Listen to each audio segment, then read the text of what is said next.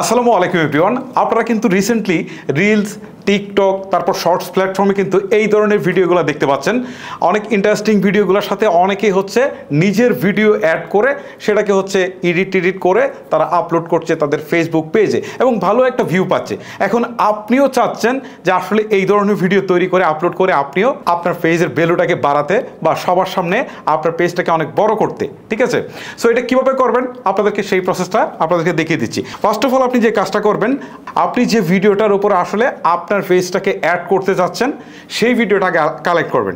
এখন এটা কালেক্ট করতে পারেন, বিভিন্ন চাইনিজ অ্যাপ রয়েছে, এছাড়া আরও বিভিন্ন ধরনের ভিডিও শেয়ারিং প্ল্যাটফর্ম রয়েছে, সেইগুলোতে কালেক্ট করতে পারেন।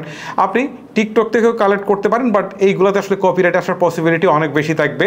তারপর হচ্ছে আপনার যদি আপনি রিলসে দেন, তারপর হচ্ছে যদি আপনি টিকটকে দেন বা হচ্ছে শর্টসে দেন, এইগুলোতে কিন্তু অনেক বেশি কপিরাইট আসতে পারে। আপনারা চেষ্টা করবেন বিভিন্ন চাইনিজ যে অ্যাপসগুলো রয়েছে সেইগুলো থেকে কালেক্ট করার জন্য, তাহলে হয়তো আপনাদের এই প্রবলেমগুলো কম হবে। ওকে, আচ্ছা, প্রথমে আপনি যে কাজটা করবেন, ভিডিওটা আপনার ফোনের গ্যালারিতে ডাউনলোড করে ফেলবেন। এটা হচ্ছে আপনার কাজ। এটা কীভাবে করবেন সেটা আপনাকেই ভালো করে বুঝতে হবে। ওকে, তারপরে ভুল কাজটা হচ্ছে আপনি ওই ভিডিওটার সাথে আপনি কি রিয়াকশান দিবেন বা কি কথা বলবেন, জাস্ট আপনার ফোনের ভিডিও ক্যামেরাটা ওপেন করবেন, ওপেন করে আপনি হচ্ছে এটা রিয়াকশানটা আপনি দিয়ে ফেলবেন।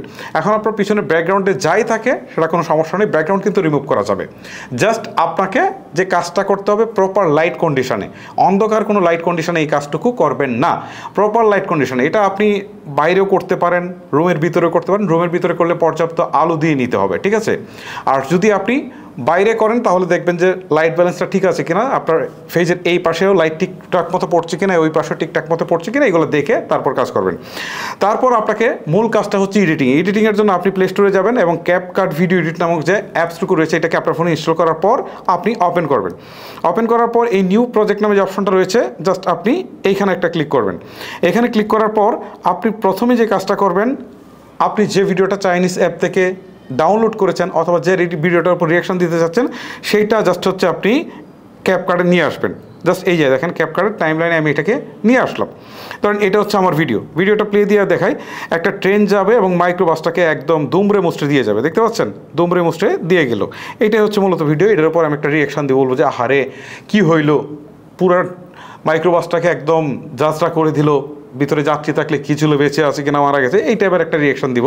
সো এখন আমি যে কাজটা করলাম, আমার মূল ভিডিওটা অ্যাড হয়ে গেছে। এখন আমি যে রিয়াকশন ভিডিও যেটা করেছি ফোনে রেকর্ড করে এইটা নিয়ে আসবো। এটা নিয়ে আসার জন্য এই যে ওভারলি নামে একটা অপশন রয়েছে, এখানে ক্লিক দেবো।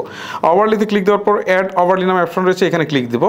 ক্লিক দেওয়ার পর এই যে এইটা হচ্ছে আমার রিয়াকশন ভিডিও। সো এইটাকে সিলেক্ট করে আমি নিচে অ্যাড দিয়ে দিলাম, এটা কিন্তু এখানে চলে আসলো। ওকে, সো এখন এটাকে আমি যে কাজ করব, এটা আমি আমার মতো করে এটাকে জাস্ট হচ্ছে ফুল স্ক্রিনে নিয়ে আসবো। ওকে, ফুল স্ক্রিনে নিয়ে আসলাম। নিয়ে আসার পরে এখন এটার ব্যাকগ্রাউন্ডটা আমার রিমুভ করে দিতে হবে। ব্যাকগ্রাউন্ড রিমুভ করা খুবই ইজি ব্যাপার। দেখেন এই যে এইদিকে সোয়াপ করে এইদিকে যাওয়ার পর এখান থেকে দেখেন বিজি রিমুভার বা ব্যাকগ্রাউন্ড রিমুভ নামে একটা অপশন আমি খুঁজে পাবো। এই যে দেখেন রিমুভ বিজি, ঠিক আছে? এখানে ক্লিক দিলাম, দেওয়ার পর অটো রিমুভাল এখানে ক্লিক দিলাম। এখন দেখেন ব্যাকগ্রাউন্ডটা কিন্তু চলে গেল। ব্যাকগ্রাউন্ড আছে? নাই, ব্যাকগ্রাউন্ড কিন্তু নাই। এখন এটাকে আমি আমার মতো করে ছোটো বড়ো করতে পারি, ঠিক আছে? আমি ধরুন আরও ছোটো করে দিলাম, আরও ছোটো করে এক কর্নারে দিয়ে দিলাম। দিয়ে এখন আমি যদি এটাকে প্লে দিই তাহলে দেখেন এই যে দেখেন কি করলো, ট্রেনটা আসার পরে আসলে দেখেন কি হইলো ঘটনা। এখন দেখেন এই যে এই রিয়াকশানটা কিন্তু এখানে চলে গেল। ওকে, সো কাজ কিন্তু আমার শেষ। আপনার রিয়াকশানটা আপনাদের মতো করে দিয়ে ফেলবেন। দেওয়ার পর এইখানে টিক চিহ্নতে তুলে দিবেন। তুলে দেওয়ার পর এখন আপনার কাজ হচ্ছে এইটাকে আপনার গ্যালারিতে সেভ করা। গ্যালারিতে সেভ করার জন্য উপরের দিকে একটা ডাউনলোডের আইকন আছে, এখানে ক্লিক দেবেন। ওকে, এখানে ক্লিক দেন। দেওয়ার পরে এই যে দেখেন এক্সপোর্ট হয়ে যাচ্ছে। এক্সপোর্ট হয়ে যাওয়ার পর আমি আমার গ্যালারি থেকে আপনাদেরকে দেখাচ্ছি। ওকে, কাজ শেষ। আমি গ্যালারিতে যাই। এখন দেখেন আমার ভিডিওটা হয়েছে কিনা। এই দেখেন আমার ভিডিওটা এখানে আর উপরে ওই ভিডিওটা চলছে। তো বুঝতেই পারছেন খুব ইজি একটা ব্যাপার। আপনারা কিন্তু খুব সহজে এই কাজটুকু করতে পারেন।